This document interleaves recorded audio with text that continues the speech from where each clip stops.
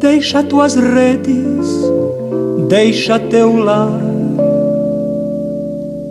deixa teus campos, deixa por mim.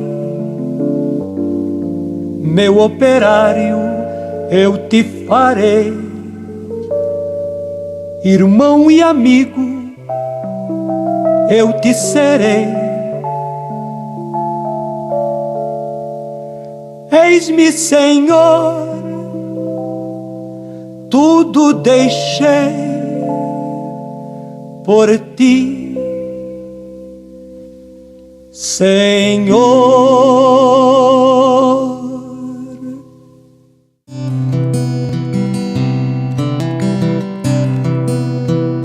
Minha mãe era filha do terceiro homem da cidade. E chega o meu pai na cidade e pedreiro, simplesmente pedreiro. Quem daria futuro para um pedreiro que chega na cidade? Isso devia ser o meu pai, pelos desígnios de Deus.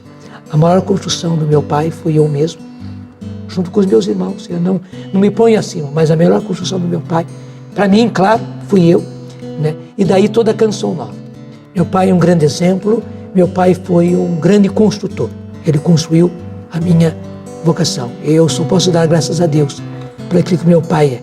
A têmpera que eu tenho também eu devo ao meu pai.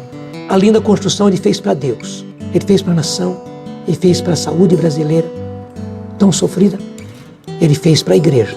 A mais linda construção da igreja que ele fez, para a igreja que ele fez, chama-se Padre Jonas Habib, e chama-se Canção Nova. Lembro dele quando era menino, quando ele veio aqui em São Pedro passear com Josefa e a Sérgio, eles vieram aqui, eles tinham 4 anos, eu tinha 14, né? 10 anos. E eu trabalhava como fotógrafo, eu estava aprendendo a fotografia. Daí ele com a minha mãe foram no estúdio lá onde eu trabalhava, né? E daí que eu tirei uma fotografia dele com minha mãe, ele fazendo continência, né? Eu falei, vai ser um militar, né? Mas a gente percebia que ele era religioso mesmo, né? E tinha essa vocação para ser padre, para ensinar esse mundo fora, né? Impressionante. De poucas pessoas eu ouço isso, mas não houve uma época na minha vida em que eu não quis ser padre. Desde que eu me conheço por gente, né, eu queria ser padre. Interessante, é uma coisa determinante. Minha mãe não me esquecia do Jonas, acho que em momento nenhum. Sempre nas orações, na hora do almoço, na hora da janta. Sempre ela falava muito do Jonas, então eu sabia que tinha um irmão que estava no seminário. Sabia que tinha um irmão que estava longe. Aqui está a lista do que você vai precisar, do enxoval que você vai precisar para ir para o colégio. Peguei, pus no bolso, cheguei em casa, mostrei para minha mãe. Minha mãe foi lendo, era pouca coisa. Eram uns 4 lençóis, 4 fronhas, umas tantas camisas, umas tantas calças, cobertorzinho. No final tinha assim, 2 sacos de roupa usado. Meu pai gaguejou e tal, tentou falar, pigarreou, até que a minha mãe entrou e disse, olha meu filho, é aquilo que eu disse, não vai dar. Você vai dizer para o padre que não tem jeito, porque nós teríamos muito gosto, mas esse enxoval até que era difícil, mas ainda daria. Mas 2 sacos de roupa usado, não tem, eu não sei onde eu vou arrumar. E eu olhei para o meu pai, olhei para minha mãe, bença pai, bença mãe. E fui para o quarto correndinho para não chorar na frente dos 2. Eu consegui esconder durante uns 10 dias. O cheiro dos coroinhas, eu fugia sempre dele. Até que ele me pegou uma outra vez, bem ali no garrafão do campo de basquete. Ele me disse, como é que é? Já conversou tudo em casa? Eu falei, conversei. Ele disse, então, tudo certo? Eu falei, não, senhor. Mas por quê? Eu expliquei toda a história, contei e tal, por causa dos 2 sacos de roupa usada. O cheiro dos coroinhas riu tanto. Ele punha a mão na barriga assim, Léo, e ria. Daí que eu fiquei mais atrapalhado. Disse, não, rapaz, não é isso.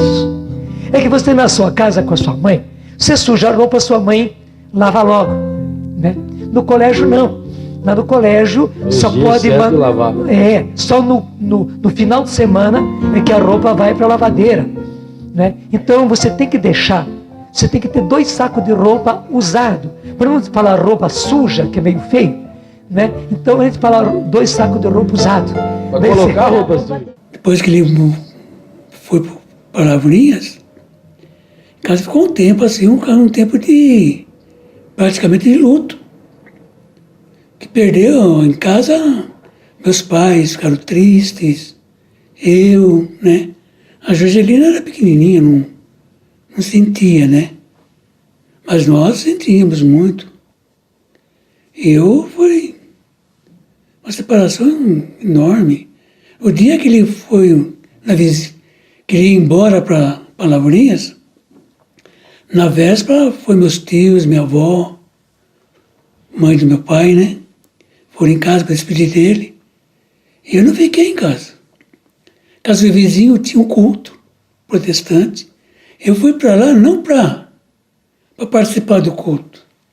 Fui para lá para fugir da despedida. Quando nós éramos seminaristas em Lavrinhas, eu estava já na 4ª série e ele estava chegando para começar o ginásio. E como ele era de São Paulo, eu também era de São Paulo, logo nós nos afinamos, nos identificamos como muito amigos desde aquele tempo. Nunca mais me afastei do Padre Jonas. É uma amizade não só muito profunda, mas muito antiga e nunca interrompida. Na verdade, já pré-adolescente, ambos pré-adolescentes, era uma jovem normal, como nós éramos normais, de jogar, de brincar, de estudar. Jonas sempre foi uma pessoa assim, um pouco mais concentrada, um pouco mais sério, mas não deixava de ter assim um lado um pouco mais brincalhão, um sorriso, um jeitinho especial. Quando eu nasci, ele já não estava mais em casa. E quando ele ia em casa visitar, eu tinha até medo dele. Ah, mas por quê? Porque ele ia de batina. Ele ia de batina. E naquela época, preta, você sabe, né? A batina era azar, preta. Né? Será que então tem eu era tão pequena e eu estranhava. Eu tinha assim, eu achava diferente e no mesmo tempo eu tinha um pouco de medo, porque eu sempre fui muito assim, de estranhar as pessoas, muito acanhada. Então eu tinha medo. E a minha mãe explicava que não, que a roupa dele era assim e que ele era meu irmão. Então, eu costumo brincar que o Jonas teve o prazer de me conhecer, não é? Quando eu já tinha quase 2 anos. Minha mãe teve um parto gêmeos, a Maria José e a Maria Isabel. E a Maria Isabel faleceu, então, e a minha mãe ficou muito ruim. E o meu tio, então, foi buscar o Jonas lá em Pinda. Foi quando ele me conheceu. Então, nós temos diferença de 18 anos, né? Mas eu sempre soube que eu tinha um irmão importante. O irmão que era seminarista, o irmão que ia ser padre, que isso ia ser muito bom para a família. Ele é meu irmão, companheiro, né? Meu defensor. Me defendia. E quando ele foi embora, eu fiquei sozinho, né? Foi difícil. Eu não sei se para ele foi difícil. Eu sentia do mesmo jeito na hora de ir embora. Porque ali estava a minha vida, não é? E toda vez era uma dura escolha. Querido Padre Diretor, viva Jesus! Desejo, auxiliado pela graça de Deus e pela proteção de Maria Auxiliadora, fazer-me salesiano, filho de Dom Bosco Santo, para que, cumprindo do melhor modo possível os conselhos evangélicos, possa, dentro das regras da congregação, salvar a minha alma e, de algum modo, levar as almas para o céu. Embora seja indigno de tão grande graça, confiado na bondade de Deus, venho pedir-lhe, aceite-me como candidato ao noviciado para conhecer bem a congregação, corrigir-me de tantos defeitos e progredir na prática das virtudes, e tornar-me um santo filho de São João Bosco e de Maria Auxiliadora. Esperando na sua bondade ser atendido, muito lhe agradeço, pedindo que reze por este seu filho, que não se esquecerá do Senhor em suas pobres orações. Aspirante Jonas Abib.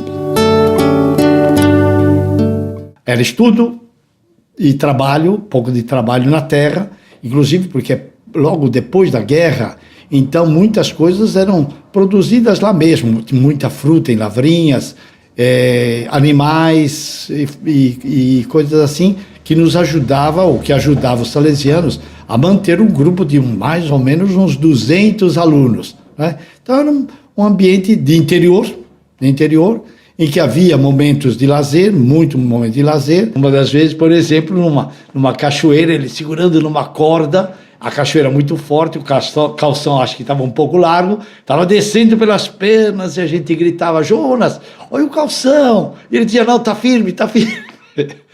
Quando ele saiu da corda, viu que o calção já estava no meio das pernas.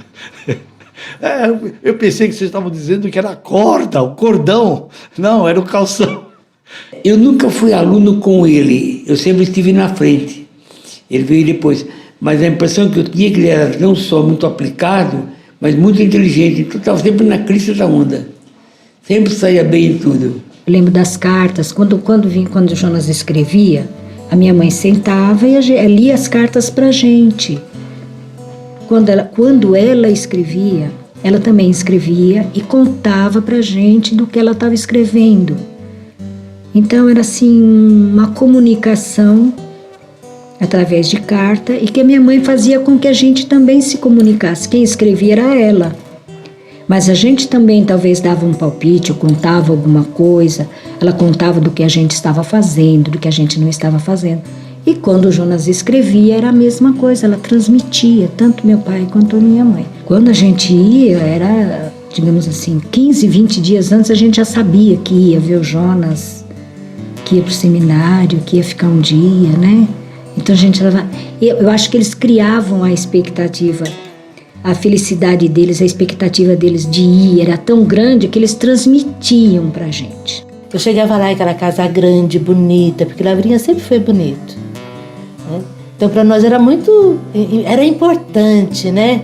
E ali ele tocava piano pra gente, a mesa era grande, farta, então era empolgante. Então eu sabia que eu tinha um irmão importante. Das coisas mais lindas, Léo, foi a sabedoria da minha irmã, da minha mãe. Eu não sabia que a minha mãe ensinava para elas a me conhecer pela foto que havia na sala. Eu não sabia disso, mas eu sabia outra coisa. Inclusive um dia minha mãe me fez sentar para eu escutá-la direitinho. Ela disse: você precisa amar as suas irmãs muito mais do que o seu irmão José Carlos. Ele explicou: porque você não vive aqui. E vai chegar o dia que você vai precisar das suas irmãs e as suas irmãs vão precisar de você. Você precisa ser muito amoroso com elas. E foi falando. E eu, graças a Deus, segui a letra isso, né? Amar o meu irmão era mais fácil porque nós somos moleques juntos. Fizemos muita arte juntos. Ele era fanático desde criança para as coisas da igreja, né? Eu não. Eu era pequeno, são 4 anos de diferença dele. Então nessa época ele tinha uns 9 anos, tinha 5, né? 5, 6 anos. Então eu não queria brincar com isso, eu queria brincar com outras brincadeiras, né? Ele fazia altar no fundo do quintal, fazia uma mesa, e colocava um paramento, roupa velha da minha mãe, essas coisas. E eu era a coroinha dele, tinha que ser coroinha, não tinha jeito. Eu era obrigado mesmo. Ele não conseguia subir em árvore, ele queria subir, né? Em casa tinha um pé de pêssego, né? Na época ele tinha pêssego, aqueles pêssegos bonitos. Eu subia, ele ficava embaixo. Eu falei assim: sobe, Jonas. Ele não conseguia subir na árvore. Só que ele mostrava o pêssego bonito lá. Qual a onda? Aqui, né? Aí eu pegava e comia, né? Ele ficava olhando embaixo. Tenho boas lembranças de quando a gente morava no Largo do Japonês, na Cachoeirinha. Ele ia quase toda quinta-feira, que era a folga dele na quinta-feira, ele ia para a casa da minha mãe. Ele saía muito com a gente. A primeira vez que eu fui no cinema, foi ele que me levou. Eu entrei no Teatro Municipal a primeira vez porque ele me levou para assistir um concerto lá. Então a gente saía também, a gente convivia muito bem, graças a Deus. A gente ia muito nas festas do Colégio Coração de Jesus, porque ele estava lá nessa época. E lá tinha muita festa. Festa de Nossa Senhora Auxiliadora, festa de Dom Bosco. E a gente ia, e ele nos levava com tanto gosto, com tanta alegria, que era muito bom participar das festas. E eu quebrei, assim, grandes estruturas. Porque, por exemplo, eu era seminarista no curso de teologia, e daí eu convidava as minhas irmãs para irem às festas no colégio. E eu tocava piano na orquestra do seminário e tudo mais, então eu estava lá no piano. E as minhas irmãs vinham lá na frente no teatro cheio de gente, os padres, os seminaristas, as famílias, as minhas irmãs vinham, né? E eu abraçava e beijava as minhas irmãs na frente de todo mundo. Os meus colegas diziam: você tem a coragem de fazer isso? Eu falei: mas claro, são minhas irmãs, mas na frente de todo mundo. Eu falei: claro. Daí eles me davam parabéns. É isso mesmo, o que você faz, nós queríamos fazer. O Jonas, ele sempre comeu muito devagar. Sempre comeu muito devagar, pega um pouquinho daqui, um pouquinho dali, mais um pouquinho aqui. A gente costuma brincar, né? Vem arroz porque ainda tem carne, vem a carne porque ainda tem arroz. E ele vai conversando e vai falando e tal. E quando a gente era mais menina, o último que ficava, comia por último, lavava a louça. Então, às vezes o Jonas começava a comer mais rápido, a gente puxava um assunto. Ele puxava um assunto, aí ele se prolongava, todo mundo terminava.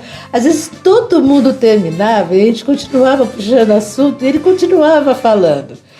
Quando a gente acabava dando muita risada, ele falava assim: ai, seus bandidos, né? E ele ia lavar louça. Então, para nós isso era ótimo, sabe? Ele seminarista de batina, ia lavar louça. É lógico que depois todo mundo ia junto, né? Mas era muito divertido, gente, puxar assunto com o Jonas. O Jonas é muito família. Puxa, pode estar fazendo o que ele quiser, chegou a família. Como é linda nossa família, como é linda nossa família, como é lindo viver assim. Como é linda nossa família, como é linda nossa família, como é lindo encontrar você.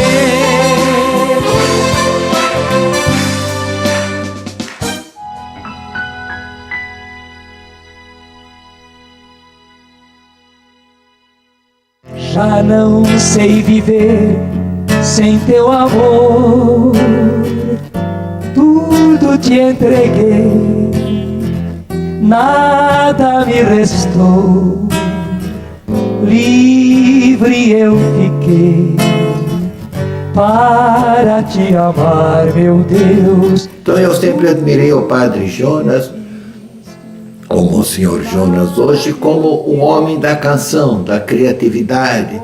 Sonhava cantando e cantava realizando um bem muito grande. Tudo me pediste, nada eu te neguei.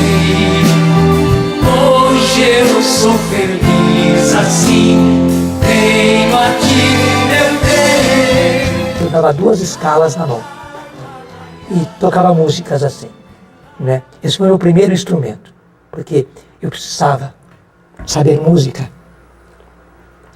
porque eu via que o meu sacerdócio estava muito ligado à música. Sabe, essas intuições que você não sabe de onde vem. Foi por isso que eu fui para o seminário antes, cheguei no seminário no dia 3 de setembro de 1949. No dia 22 de novembro daquele ano, era a festa de Santa Cecília, na hora da bênção do Santíssimo, que foi um dia inteiro de festa. Santa Cecília era a grande festa no seminário. Na hora da bênção do Santíssimo, quando o padre estava dando a bênção, como acontece sempre na Canção Nova, eu disse para o Senhor, veja, que conversa de menino, né? Senhor, se a música for útil para o meu sacerdócio, me dá a graça de eu aprender música. Olhar somente a ti, Senhor, e não olhar atrás, seguir teu caminhar, Senhor, seguir sem vacilar, Senhor, prostrar-me em teu altar e não olhar atrás. O clérigo Jonas compunha, até eu gostava muito de ouvir as composições dele, sobretudo músicas religiosas. Oxalá ele vai me cantar o hino de Nossa Senhora Auxiliadora em latim, Serpedum Christi Populus Cruenti. E ele compôs tão bem que o padre Fausto Santa Catarina, que é um grande músico e crítico, e ele dizia, olha, ele compôs um lindo hino. Eu, inclusive, cantei uma opereta que ele acompanhou, ele me ensaiou com muita paciência, né, porque eu não era disso, né? E nós, então, fazíamos juntos o hino do diretor. Todo ano a gente fazia um hino diretor, né? Tu bem vês a nossa festa e o brilho que lhe emprestas. Tu bem vês a procissão em que o santo é o coração. Tu bem vês a procissão em que o santo é o coração. Sempre compôs dessa forma, Padre Jonas. E as minhas composições, elas foram sempre muito espontâneas. Era no momento ali. Quando vibrante de glória e louvor, num hino que diz gratidão ao seu Criador, ao seu Criador. Muitas vozes, vamos lá, ao seu Criador.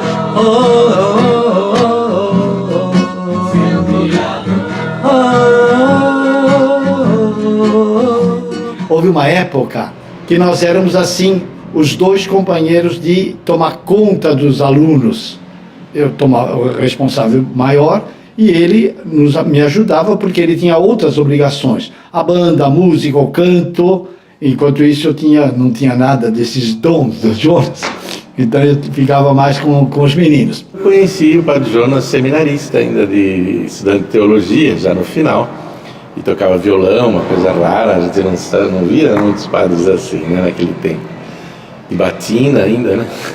Ele era o Dom Quixote, idealista, né? E eu era mais pé no chão, às vezes a gente, Jonas, vem me ajudar aqui que a coisa tá brava, né? Mas nada que não fosse as funções, as obrigações, os cuidados que ele tinha, né? Era mesmo a diferença entre os dois, Dom Quixote e Sancho Panza. Se sobravam aos seminaristas Jonas dons artísticos, talento e o desejo de corresponder ao chamado de Deus, lhe faltava saúde. No primeiro ano de teologia, o jovem foi submetido a uma cirurgia no duodeno, seguida de uma grave úlcera. Depois, já no final dos estudos, no último ano do seminário, ele foi acometido por uma doença estranha. Vista turva e fortes dores de cabeça o afastaram do seminário naquele ano decisivo. E assim Jonas temia não poder realizar o sonho de menino, já que aquela doença sem diagnóstico colocava em risco a sua ordenação. Por que essa doença? Por que comigo? Por que agora, às vésperas da ordenação? Questionamentos de Jonas que não ficariam sem resposta. Mas graças a Deus, quando chegou o mês de junho, aconteceu a graça da minha vida. Aconteceu primeiro a Mariápolis, do sul do Brasil, porque até então os folclorinos só faziam Mariápolis lá no Nordeste. E é que está. A irmã do hospital me convidou. O senhor não está fazendo nada mesmo, né? Por que o senhor não vai? Já que está doente, aproveite. Não é? E a pessoa que dava testemunho, justamente, era o que devia vir para organizar encontro em Lorena. Ele veio lá de Pernambuco. Mas a viagem, sabe, essas viagens longas, ele acabou tendo uma desidratação enorme, teve que parar na Bahia, permaneceu na Bahia, foi hospitalizado. O rapaz quase que foi para o outro lado, né? Mas mesmo assim eu quis participar da Mariápolis, mas sim, apenas como, sim, para fazer unidade, não tanto para tomar alguma iniciativa para fazer alguma coisa, né? Porém, enquanto estava lá, me vieram e disseram: mas você não pode contar alguma coisa, uma sua experiência sobre esse último período? Aí então eu contei essa experiência que tinha acabado de fazer, não é? Para dizer a verdade, gostei muito do encontro, mas fui sozinho, no meu quarto, uma noite, numa hora em que eu fiz algo que eu não costumava fazer, porque também não era costume isso. Eu peguei e abri, nem era uma Bíblia, era um evangelho, só tinha os 4 evangelhos. Abri assim, os meus olhos bateram na frase. Era Mateus 16, onde Jesus pergunta: e vós, quem dizeis que eu sou? Eu não precisei ir para frente, Padre Léo. Aquela pergunta foi como aquilo que derrubou São Paulo no cavalo, como eu costumo dizer. Não havia cavalo, mas ele caiu do cavalo. Eu também caí do cavalo. Porque aquilo foi tão forte que me tomou inteirinho. E o meu encontro pessoal com Jesus aconteceu naquele começo, naquele momento. Aquele encontro pessoal com Jesus mudaria fortemente sua vida e vocação. Ele já era diácono quando isso aconteceu, e cada dia mais certo do seu chamado.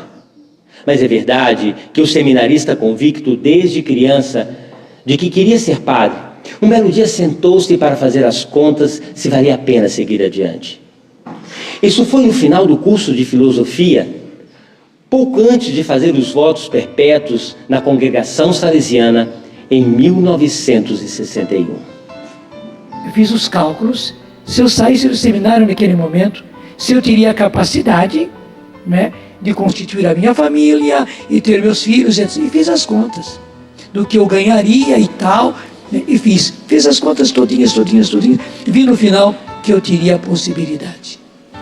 Mas acabei de fazer as contas, peguei o papel assim, amassei, e sentado onde eu estava no salão de estudo, eu olhei lá o cesto de lixo e apontei: foi a melhor cesta da minha vida. Após aquela cesta, estava claro que não dava mais para voltar. Veio então a teologia e, finalmente, a tão sonhada ordenação sacerdotal. Entretanto, o panorama da época era bem complicado. Não só na sociedade, mas também no seminário. O Concílio Vaticano II estava acontecendo e trazia muita mudança para a igreja. No campo social e político havia muita instabilidade devido à Revolução no Brasil e ao regime militar. A pílula anticoncepcional chegava aqui e o comunismo, que parecia infiltrar-se até no seminário, causava grande alvoroço. O clima era tenso. E nessa hora Jonas entende um pouco mais o paraquê de sua doença e afastamento naquele ano. Como ele mesmo conta, se ele tivesse no seminário ativo, líder e falante como era, com certeza ele teria se envolvido em uma daquelas discussões.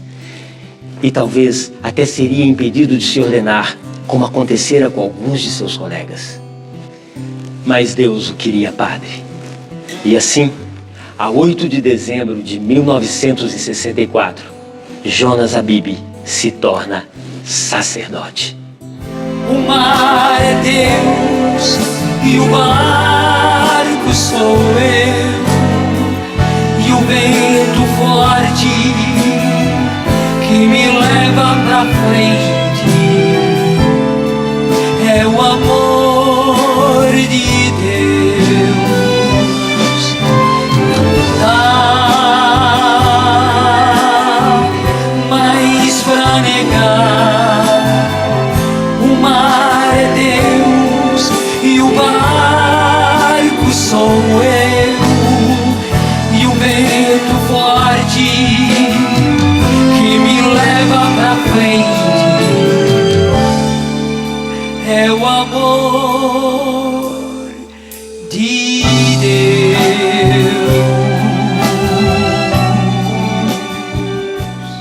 Constantemente ando com esta relíquia de Dom Bosco. Foi um grande presente que eu recebi, Você sabe que a relíquia é uma partezinha daquela pessoa, né? E aqui está escrito, inclusive, em latim, que uma relíquia dos ossos de Dom Bosco. Um pedacinho, um fragmento dos ossos de Dom Bosco. Aquele corpo que Deus deu a ele durante esta vida, para ele poder salvar almas, né? Se diz justamente que foi tirado um pedaço do osso de Adão para fazer Eva, né?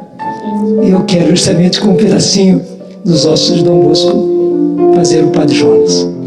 Ele tem uma comunicação fácil e tem também assim o dom de ter exemplos, histórias, uma forma de falar que cativa, que atrai, que interessa.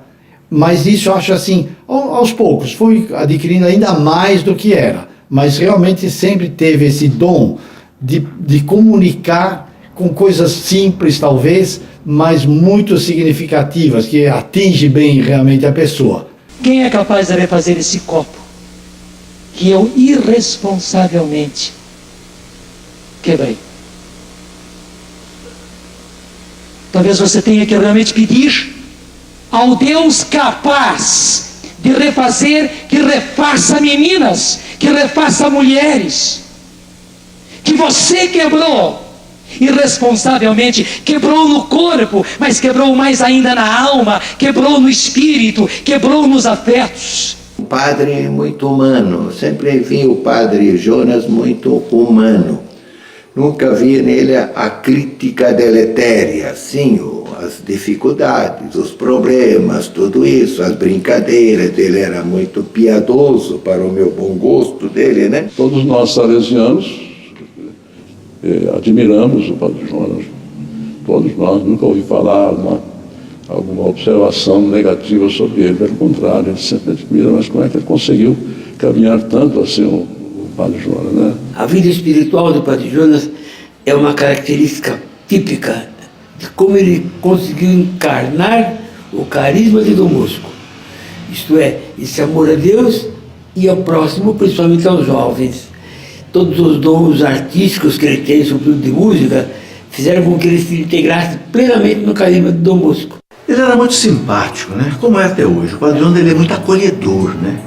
Ele tem até hoje, com a idade de 80 anos, ele tem uma memória invejável.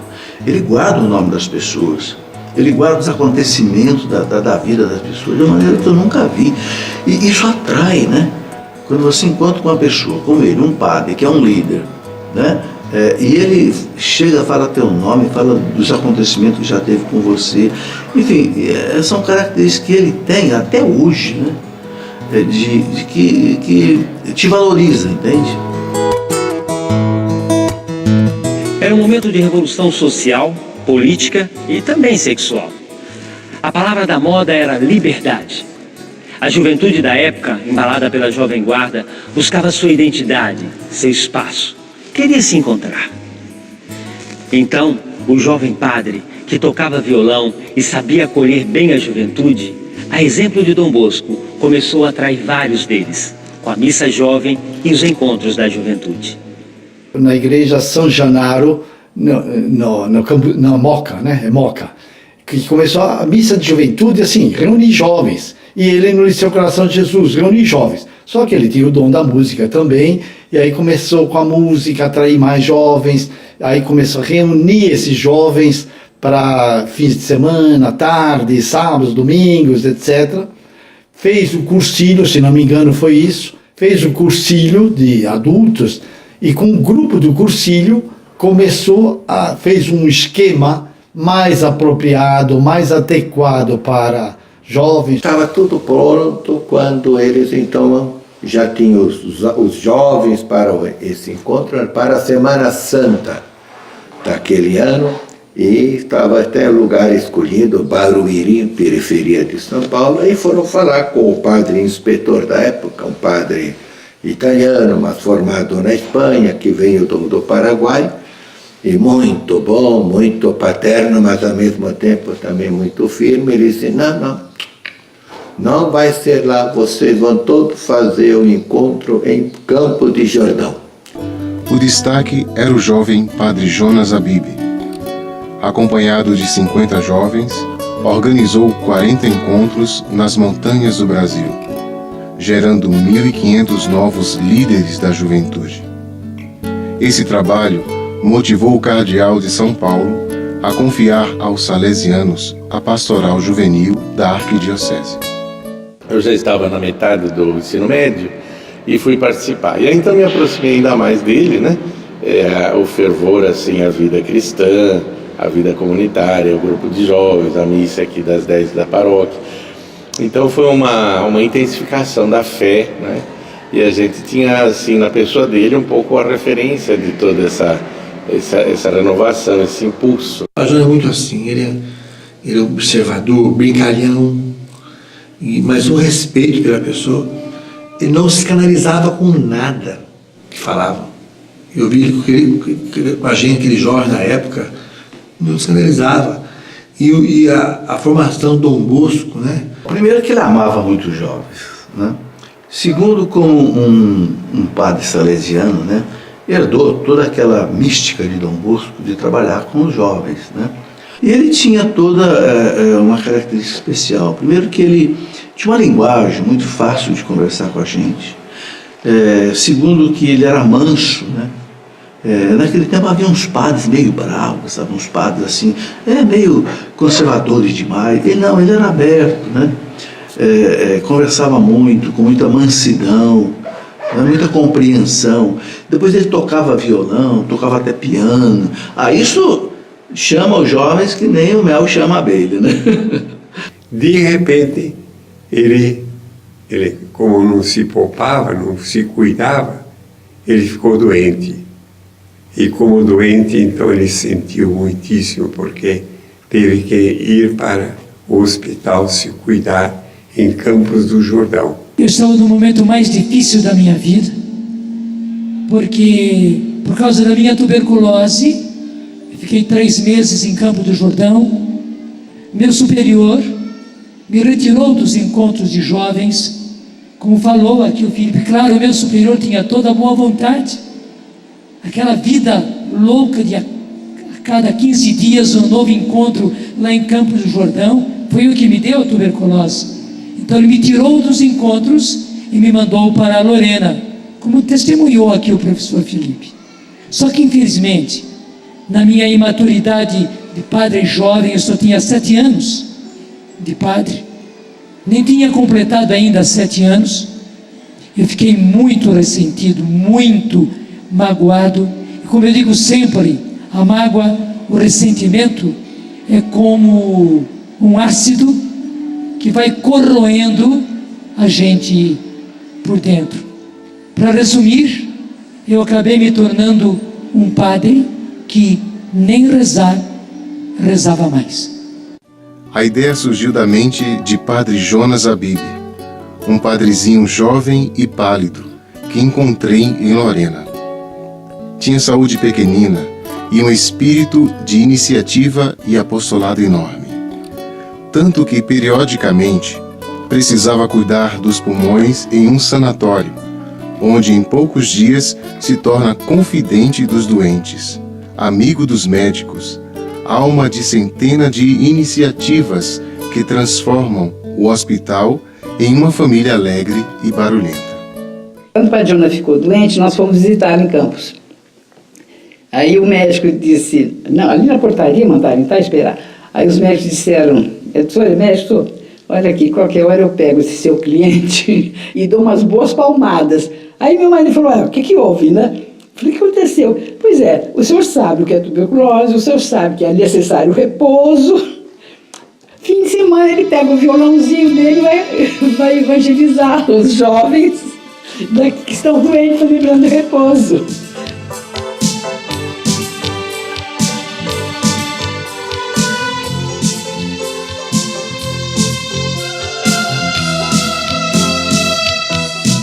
Haviam sido anos seguidos de encontros todos os finais de semana. Encontros de rapazes, retiros de moças e até encontros para os pais dos jovens. Jonas não se poupava. Queria levar o encontro pessoal com Jesus a todos, não se deixando frear nem mesmo pela doença. Evangelizou e continuaria a evangelizar ainda com mais afinco, após conhecer um movimento da igreja que surgira nos Estados Unidos em 1967 e chegava ao Brasil com o padre Haroldo Rahn e padre Eduardo Dougert em 1970. Era a Renovação Carismática Católica, que exercia grande influência sobre seu ministério e faria dele um dos grandes difusores da ação do Espírito Santo na Igreja do Brasil. Vem como em Pentecostes e enche-me de novo. Eu adorarei ao Deus de minha vida.